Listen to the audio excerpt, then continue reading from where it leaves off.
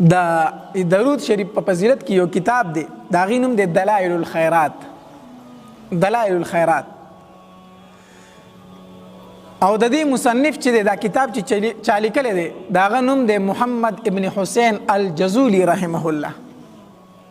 هغه د کتاب کې په خپله لیکلی دی چې ما دا کتاب ولې لیکلی دی. نو هغه د دې کتاب د لیکلو یو واقع ذکر کړې ده چې دا ما ځکه ولیکو ما سره دا واقع راغلی وه. دی وایي زه په سفر باندې روان شوم، تلم په سفر باندې، نو ټایم د مانځه را باندې راغی. چې د مانځه ټایم راغی زه ګرځېدم چې چېرته اوبه وګورم، یو کوی مې پیدا کو. کوی مې پیدا کو، د کوی له ورغلم چې دغلته به اوبه یې اودس به وکړم. وی کوی له چې ورغلم په کوی باندې سلوخ یې نشته چې اوبه پرې وباسم، بوکپ یې نشته. اوس د اوبو ایستلو څه شی نشته، اوبه شته دی خو د اوبو ایستلو څه شی نشته چې اودس پرې وکړم، او اوبه هم دي لاندې د ورکوزېدو هم څه مخه ورته نشته دی. وایي زه په دې سوچ او فکر کې ولاړ یم چې ټایم د مانځه دی، د مونځ ټایم تېرېږي، اوبه شته دی خو د راغستو څه ذریعه نشته چې څه وکړم. په دې سوچ کې ولاړ یم، په دې کې یو ماشومه راله.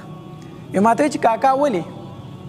ما ورته وایي چې بچیا ټایم د مانځه دی، اوبه شته دی خو د اوبو د راغستلو څه ذریعه نشته دی چې اودس وکړم.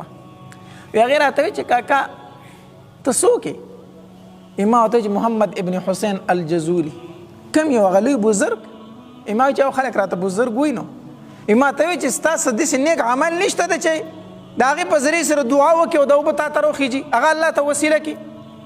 داسې نیک عمل دی نشته، اوس ماشومه ده، ستا داسې څه نیک عمل نشته چې الله ته وسیله کړي او تا ته اوبه راوخیږي. ما ورته وایي چې یاره داسې نیک عمل خو زما نشته، ما ته نه دی معلوم. چې مړه سې دومره لوی بزرګي خلک وایي چې بزرګ دی او بزرګ دی. ما ته یې سیټ ته شه. زه سیټ ته شوم، حیران هم د ماشومې ته. ماشومې لاړې توکړې کوهي ته، چې کوهي ته یې لاړې توکړې او د هغې لاړې چې څنګه اوبو ته ورسېدې که نه، اوبه را روانې وې را روانې وې د کوهي سر ته راورسېدې. چې د کوهي سر ته راورسېدې ما ته وایي چې کاکا اودس پرې وکړه، اودس پرې وکړه.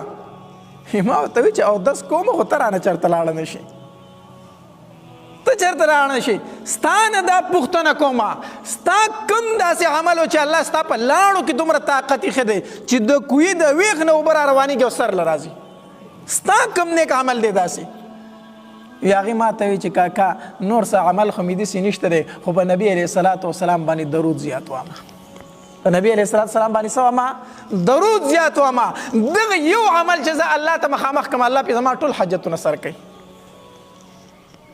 وی ما په هغې ځای کې دا قصد وکړو که نه چې کله زه خپل ملک ته، خپل وطن ته، خپل کلي ته واپس شم که نه، زه به د درود شریف په فضیلت باندې کتاب لیکم. وی دا دلائل الخیرات کتاب مې ځکه لیکلی دی، دا مې ځکه ولیکو. درود شریف دومره طاقتور عمل دی. علماو لیکلی دي که زړه دې دا غواړي چې زه مستجاب الدعوات وګرځم، چې الله تبارک وتعالی زما دعاګانې قبلوي، نو درود شریف زیات وایه. درود شریف څه کوه؟ زیات وایه، زیات وایه. مستجاب الدعوات چې دعاګانې دې قبلېږي. خلک وایي که نه، وایي حج او عمرې له چې لاړ شي که نه، په بیت الله شریف ته نظر ولګي، لومبۍ دعا وغواړه نو هلته به څه قبله شي؟ دا مسله ده که نه. خلک وایي چې حج له لاړ شي یا عمرې له لاړ شي او په بیت الله شریف د څنګه لومبۍ نظر ورپرېوتو، وایي په دغه ټایم کې چې د کومه دعا وغوښته الله یې څه کوي؟ قبلوي. نو څه خلک وایي یاره وایي دا ځل چې لاړ شم مال به ترې وغواړم چې الله مال راکړي، او چې بیا لاړ شم بیا به د آخرت دعاګانې وکړم که نه. نو امام ابو حنیفه رحمه الله لرم یو سړی راغی، هغه مضبوط خلک و، پوه خلک و که نه، د هغوی به ډېرې کلکې او مضبوطې خبرې وې.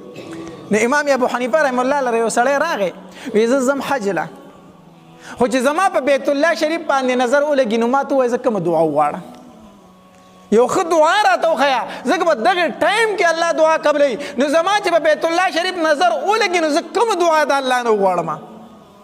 نو چې حج او عمرې له ځای نو د علماو سره کښېنئ، ښه لومبۍ ته ځان پوه کوئ.